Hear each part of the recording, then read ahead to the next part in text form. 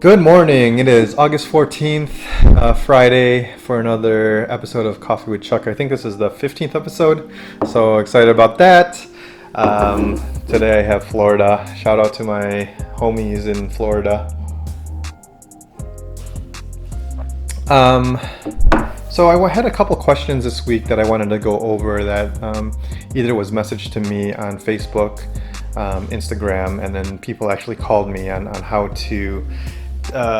I would take on some of these situations. So the first one that I wanted to go over was multiple offer situations. Here in Chicago, inventory is low, and there's a lot of buyers out there for this what's happening. Me representing a buyer in multiple offer situations, I do a couple things.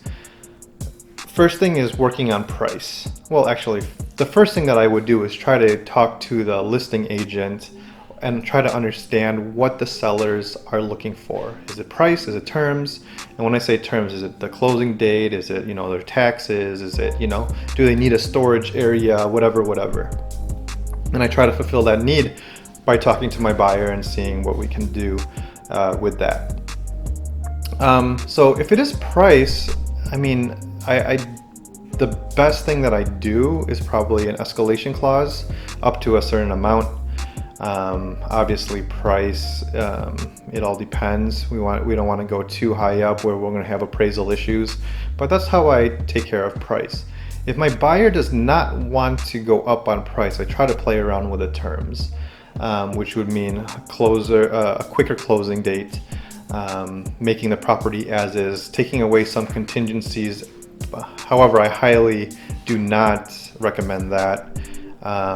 Or, maybe take care of like tax prorations or, lower tax prorations, depending if those numbers work out in our favor and they understand what's happening there. Other things that I have done was, they needed help moving. So why not offer to take care of storage space and a moving company and stuff like that. That's why I really think that it's very important to really understand what the seller's needs are. And do I get all multiple offer contracts accepted? No, not at all, because some people really want it and they'll go way over price, or they'll dig deep and try to find it. But at least I have my clients, they have a fighting chance for it. The other thing that I wanted to go over this week that was interesting was I had a couple people reach out to me asking about becoming a realtor, and what my thoughts were. The first thing that I say is, it's not for everybody. It is not like HGTV. It's for sure not like that. You have to grind it out. It is not a instant gratification kind of business. You got to pretty much grind for and hustle out there for at least a year to get a good grasp of what's happening. And that's pretty much why I see a lot of people come and go.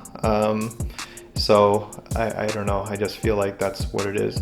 At the end of the day, you're your own boss. You don't have to get up at a certain time, but I'm glad that I have that discipline that I can do that, and nobody has to tell me to do it. So then I could get to work and do what I got to do. And then also starting off, prospecting. If you have a good database, perfect.